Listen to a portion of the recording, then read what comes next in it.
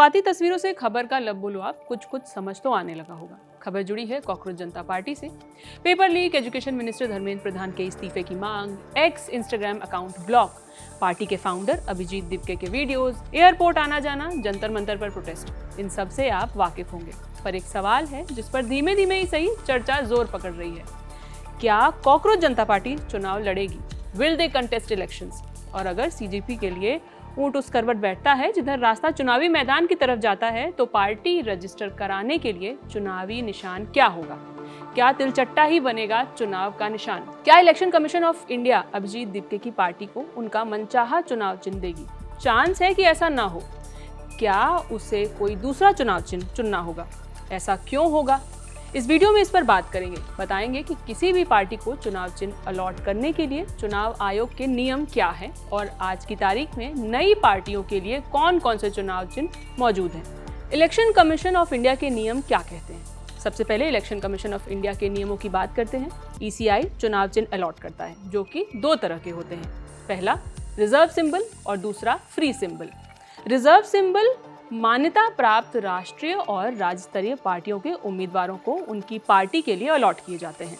BJP के लिए कमल या कांग्रेस के लिए हाथ का पंजा इसके सबसे अच्छे और आसानी से समझ आने वाले उदाहरण हैं। वहीं फ्री सिंबल नई और छोटी पार्टियों को या फिर निर्दलीय उम्मीदवारों को दिए जाते हैं। इलेक्शन कमीशन ने 23 मई 2025 को 184 फ्री सिंबल की लिस्ट जारी की थी, जो कि अब तक की सबसे लेटेस्ट लिस्ट है। इसमें सेब, बेबी वॉकर, बिस्किट, डबल रोटी, शिमला मिर्च, फूल गोभी, चिमटी, अदरक, अंगूर, हरी मिर्च, आइसक्रीम, इमर्शन रॉड, किचन की सिंक जैसे सिंबल लिस्टेड हैं। लेकिन लिस्ट यहीं नहीं खत्म होती। लूडो, नूडल का कटोरा, pen drive, pencil sharpener, phone का चार्जर, प्लेट का स्टैंड, रेजर, साबुनदानी, जुराबें, सिरिंज, टूथपेस्ट, वैक्यूम क्लीनर, अखरोट, तरबूज, ऐसे चिन्ह भी ईसी ने लिस्ट में शामिल कर रखे हैं। ईसी की लिस्ट में ये भी बताया गया है कि कुछ राज्यों और केंद्र शासित प्रदेशों को छोड़कर कुछ चुनाव चिन्ह किसी भी पार्टी को दिए जा सकते हैं। जैसे सेब का चुनाव चिन्ह किसी पार्टी को अरुणाचल प्रदेश, असम, मणिपुर, मेघालय, मिजोरम, नागालैंड, सिक्किम, त्रिपुरा, पुडुचेरी, तमिलनाडु, केरल और कर्नाटक राज्यों को छोड़कर बाकी सभी राज्यों और केंद्र शासित प्रदेशों में दिया जा सकता है।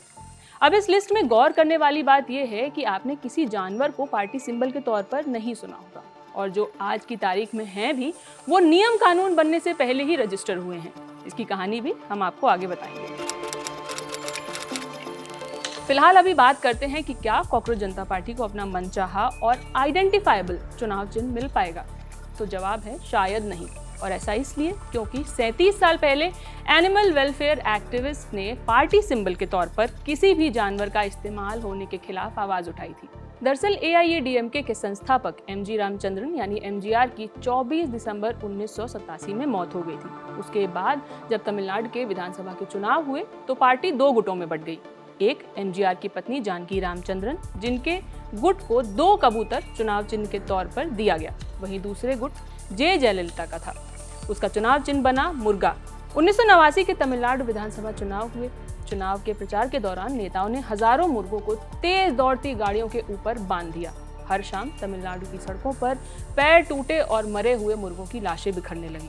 ये सब देखते हुए एनिमल वेलफेयर एक्टिविस्ट ने इलेक्शन कमीशन से गुहार लगाई थी कि ये रोका जाए, जिसके बाद चुनाव आयोग ने एक बड़ा फैसला लिया और पशु पक्षियों, जीवित प्राणियों को चुनाव चिन्ह के रूप में अलॉट करने पर पूरी तरह रोक लगा दी। रही बात बसपा के हाथी की, तो जो पार्टियां इस बैन से पहले ही राष्ट्रीय या राज्य स्तर पर रजिस्टर हो चुकी थी, उनके सिंबल विरासत के रूप में सुरक्षित रह गए।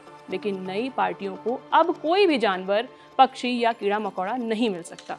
अब यहाँ आती है सीजेपी के काम की बात। जो पार्टियां जैसे सीजेपी अभी मान्यता प्राप्त नहीं है, वो इस लिस्ट में से अपनी पसंद के 3 सिंबल की चॉइस चुनाव आयोग को दे सकती है। आयोग पहले आओ पहले पाओ या पर्ची सिस्टम के आधार पर उनमें से कोई एक सिंबल अलॉट कर देता है। लेकिन इन सब से पहले सीजेपी अगर सोच रही है कि वो चुनाव लड़ना चाहती है, तो उसे ईसीआई के सामने खुद को बतौर पार्टी रजिस्टर करवाना होगा, जो representation of the people act तहत आता है। इसके बाद ही पार्टी चुनाव चिन्ह की मांग कर सकती है। सीजेपी को अगर कॉकरोच नहीं मिला तो वो मोबाइल फोन को अपना चिन्ह बना सकती है, क्योंकि सीजेपी ने कहा था कि उसका चुनाव चिन्ह मोबाइल फोन हो सकता है। अब ये भी इतना आसान नहीं है, क्योंकि ईसीआई की फ्री सिंबल वाली लिस्ट में मोबाइल फोन है ही नहीं। लिस्ट में लैंडलाइन फोन और मोबाइल चार्जर जरूर है। सीजेपी का चुनावी सिंबल क्या होगा ये तो आने वाले दिनों में ही पता चलेगा। जाते जाते आपको बताते हैं कि सीजेपी के 11 लाख से ज्यादा रजिस्टर्ड सदस्य हैं। अभिजीत दीपके के मुताबिक इन लोगों ने खुद ही पार्टी की वेबसाइट पर जाकर मेंबरशिप ली है।